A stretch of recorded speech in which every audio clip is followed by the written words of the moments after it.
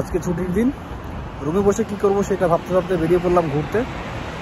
যাব আমাদের এখান থেকে 2টো স্টেশন পরে একটা পার্ক রয়েছে, সেখানে ঘুরতে, আনন্দ ফুর্তি করতে। পুরো একটা সপ্তাহ কাজ করার পরে শনি আর রবিবার দুটো ছুটির দিন মেলে। তো এই দুটো দিন রুমে না থেকে কোথাও ঘুরতে বেরোই। তো এই সপ্তাহে বেরিয়ে পড়েছি। আজকে যেখানে যাব সেই পার্কটার নাম হচ্ছে কাসাই রিংকাই খোয়েন, কাসাই রিংকাই পার্ক।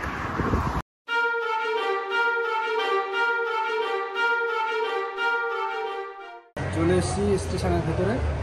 এবার সিলকা পাঞ্চ করব আর স্টেশনের ভেতরে ঢুকবো। ট্রেন টাইমটা দেখতে হবে এখন।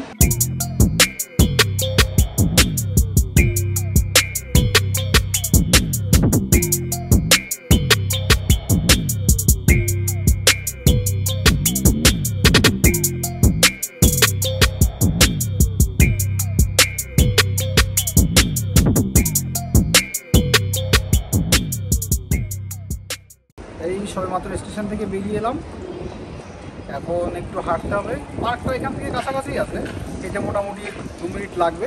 সামনে দেখা যাচ্ছে যে বড় যে নাগরদোলাটা রয়েছে এখান থেকে, এখানে ইনফরমেশন একটা ম্যাপ দেওয়া রয়েছে।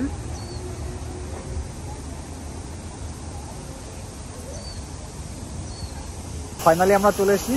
পিছনে তোমরা দেখতে পাচ্ছ যে বড় নাগরদোলাটা রয়েছে, মূলত এটা চড়ার জন্য এখানে আসা। এখন যাব মেইন গেটের কাছে, ওখান থেকে টিকিট কেটে নেব, তারপরে ভেতরে ঢুকবো।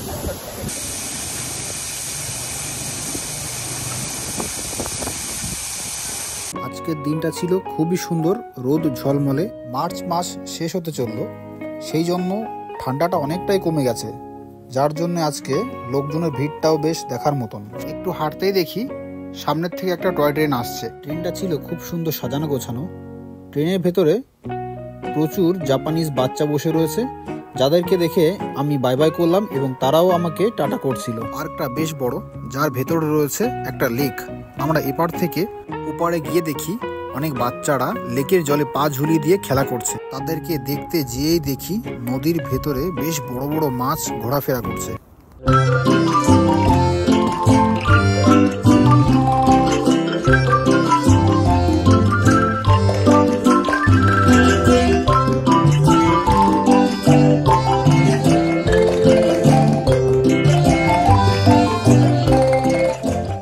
চলে এলাম টিকিট কাউন্টারের সামনে টিকিট নিতে। সামনে লেখায় রয়েছে 3 থেকে 69 বছর বয়স পর্যন্ত টিকিটের দাম 800 ইয়েন।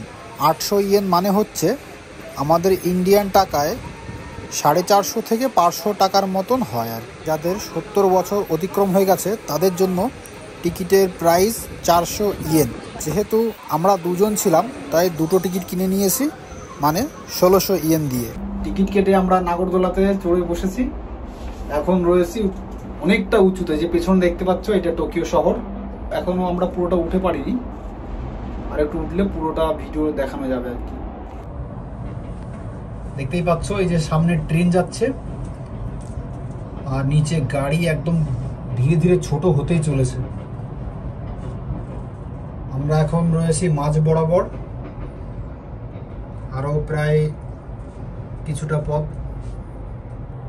পিছনে যে বড় বড় বিল্ডিং গুলো দেখা যাচ্ছে, যে কংক্রিটের যে জঙ্গলগুলি, সেগুলি আর কি টোকিও শহর। এটা আর কি টোকিও মেন সিটি। আর এই যে যেটা লেকের মতন, এটা আর কি মেন সমুদ্র। আর হানেদা এয়ারপোর্টটা আর কি এই দিকটা একটু দূরে আর কি। হানেদা এয়ারপোর্ট যেটা রয়েছে, হানেদা ইন্টারন্যাশনাল এয়ারপোর্ট, ওইখানে। এই নাগরদোলাটা যেখানে সব থেকে উঁচুতে, সেইখানে রয়েছে এখন। ভয়ও করছে, আর এটা তো পুরো একদম কাছ দিয়ে ঘেরা আছে, তারপরেও বাইরে আর কি ভীষণ হাওয়া হচ্ছে, শব্দ হচ্ছে, ভয়ও লাগছে যে ভেঙে না পড়ে আর কি। ভেঙে পড়লেই আর কি সমস্যা হতে পারে, ভয় করছে আর কি ভীষণ।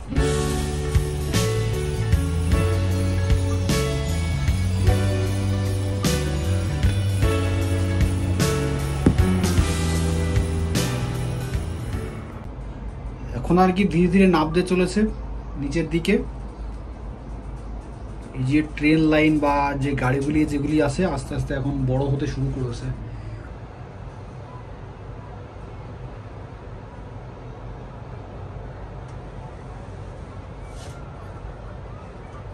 নাগরদোলা থেকে বের হওয়ার মুখে দেখি বিভিন্ন রকমের গেম খেলবার মেশিন। জাপানে শুধু বাচ্চাই নয়, এমনকি বয়স্ক লোকজন পর্যন্ত গেম খেলা পছন্দ করে। যে কোনো গেম সেন্টারে গেলে দেখা যায় 50-60 বছরের বয়স্ক লোক পর্যন্ত গেম খেলে। পার্কের পেছনে রয়েছে এক বিশাল সমুদ্র। তো এখন চলেছি সেই সমুদ্রের ভিউ দেখতে। কিছুটা দূর হাঁটবার পরে দেখি একটি লোক জাদু দেখাচ্ছে। তো আমরা সেখানে গেলাম এবং ম্যাজিকটা দেখলাম কিছু সময় ধরে। それでは行きましょう。今からこのルービックキューブを揃えていきます。皆様、さっきの話は覚えてますよね。皆様、お力添えどうぞよろしくお願いいたします。正直大道家って僕一人で楽しい時間作るのって限界があるんですよ。この後皆様と一緒にこの空間を最高の空間に変えていきましょう。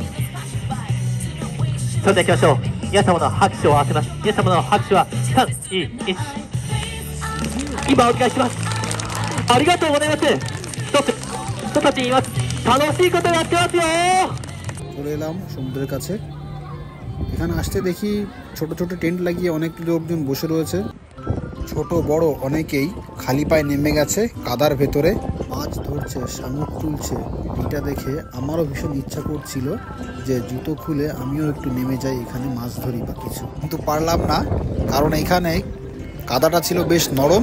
আমাকে ফিরতে হবে রুমের দিকে।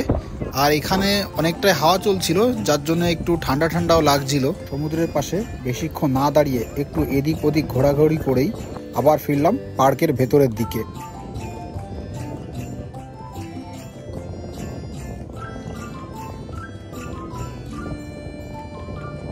পার্কের ভেতরে একটা সাইডের দিকে রয়েছে বেশ কিছু দোকানপাট। তো আমাদের খিদে পেয়ে গেছিল, কারণ আমরা বেশ অনেক সকালেই বাড়ির থেকে বেরিয়েছিলাম, এখানে চলে এসেছি। অনেকটাই সময় কেটে গেছে, দুপুর পেরিয়ে এখন বিকাল হতে চললো। সেই জন্য দোকানের সামনে একটু দেখলাম কোন দোকানে কি বিক্রি হচ্ছে।